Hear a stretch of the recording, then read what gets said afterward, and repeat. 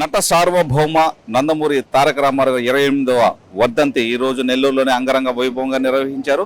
అదేవిధంగా ఇక్కడ నిర్వహించినటువంటి ఈ వర్ధంతి సందర్భంగా పలు పేదవాళ్ళకి అన్నదాన కార్యక్రమాలు కూడా నిర్వహించారు. అయితే ఇక్కడ మన నెల్లూరులో వేదాయపాల్లో జరిగినటువంటి ఈ వర్ధంతిని గారు ఇక్కడ మనం చూసుకున్నట్లుగానైతే రాజానాయుడు ఆధ్వర్యంలో జరిగిందనమాట. ఇది తెలుగుదేశం పార్టీ రాష్ట్ర కార్యదర్శి అనమాట. అయితే ఆయన ఆధ్వర్యంలో ఇక్కడ నెల్లూరులోని వేదాయపాలెం సెంటర్లో నిర్వహించడం అయితే జరిగింది.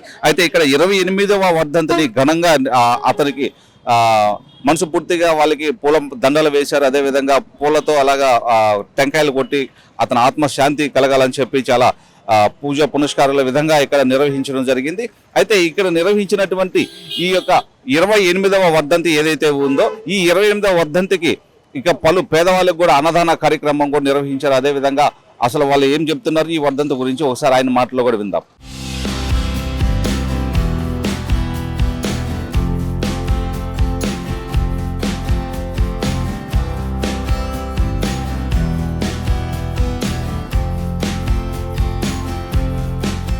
నందమూరి తారక రామారావు గారి 28వ వర్ధంతి సందర్భంగా ఈరోజు వేదాయపాలెం సెంటర్ నందు మన తెలుగుదేశం పార్టీ సీనియర్ నాయకులు సోదరులు గిరిధర్ రెడ్డి గారు ముఖ్యంగా అతిథిగా విచ్చేయడం జరిగింది.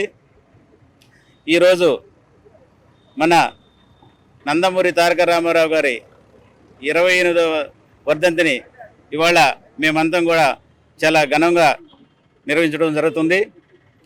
ముఖ్యంగా ఆనాడు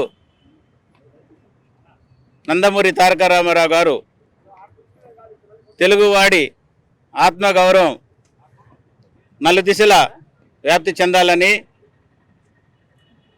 చలనచిత్రంలో ఎంతో పేరు ప్రఖ్యాతలు గడించిన ఆయన చలనచిత్రాన్ని కూడా పక్కన పెట్టి ఈ ఆంధ్ర రాష్ట్ర కోసం, ఈ ఆంధ్ర రాష్ట్ర సౌభాగ్యం కోసం, సంక్షేమం కోసం పార్టీని స్థాపించి 9 నెలల్లో ముఖ్యమంత్రి పీఠాన్ని అధిష్ఠించి ఈ రాష్ట్ర ప్రజల కోసం, అదేవిధంగా ఈ దేశ ప్రజల కోసం ఎంతో అహర్నిశలు కృషి చేసి ఈ రాష్ట్రాన్ని మరి అదేవిధంగా ఈ దేశంలో కూడా ఆయన పేరు నిలబడే విధంగా ఆయన ఆ రోజు మన తెలుగు జాతిని నిలబెట్టడం జరిగింది. ముఖ్యంగా పేదవాడికి కూడు గూడు గుడ్డ ఉండాలనే ఒక మంచి నినాదంతో ఆ రోజు పేదవారికి అందరూ కూడా అన్ని సౌకర్యాలు కూడా ఏర్పాటు చేయింది.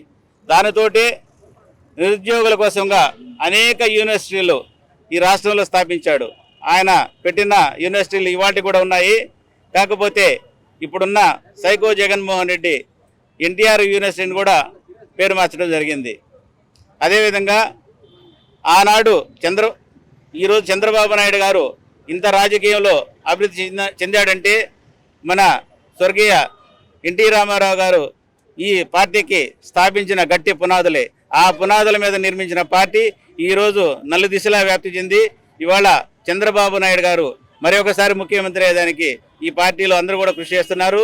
దానికి ముఖ్యంగా మనం కూడా రేపు రూరల్లో అసెంబ్లీకి మన రూరల్ ఎమ్మెల్యే గారు కోటంరెడ్డి శ్రీధర్ రెడ్డి గారు కూడా 3వసారి మన అసెంబ్లీకి పంపిద్దామని మిమ్మల్ని అందరూ ముఖ్యంగా కోరుకుంటూ సెలవు తీసుకుంటున్నాను. 28వ వర్ధంతి సందర్భంగా వేదాయపాలెం సెంటర్లో ఘన నివాళులు అర్పించి అన్నదాన కార్యక్రమం చేస్తున్నారు.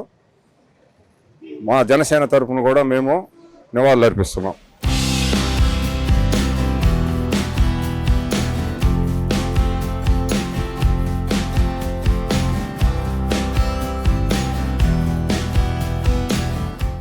నెల్లూరులోని వేదాయపాలెం సెంటర్లో నిర్వహిస్తున్నటువంటి 28వ వర్ధంతి అయితే ఇక్కడ ఘనంగా ఏర్పాట్లు అయితే చేస్తున్నారు. అదేవిధంగా దొడ్డప్పనేని రాజానాయుడు ఆధ్వర్యంలో నిర్వహిస్తున్నటువంటి ఈ కార్యక్రమం అయితే అంగరంగ వైభవంగా నిర్వహించారు. అదేవిధంగా మనం చూసుకున్నట్టుగా అయితే అన్నదాన కార్యక్రమాలు కూడా ఇక్కడ పక్కనే నిర్వహించారు.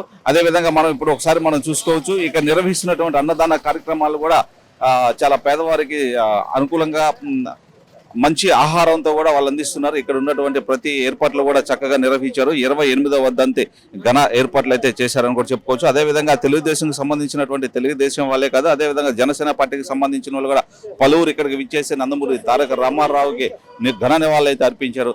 ఆ తదనంతరం ఇక్కడ భోజన ఏర్పాట్లు కూడా చేశాము. అలాగే టీడీపీకి సంబంధించిన ప్రతి ఒక్క కార్యకర్త కూడా ఇక్కడికి విచ్చేసి పేదవారికి భోజనం అయితే అందజేస్తున్నారని చెప్పి తెలియజేస్తున్నారు.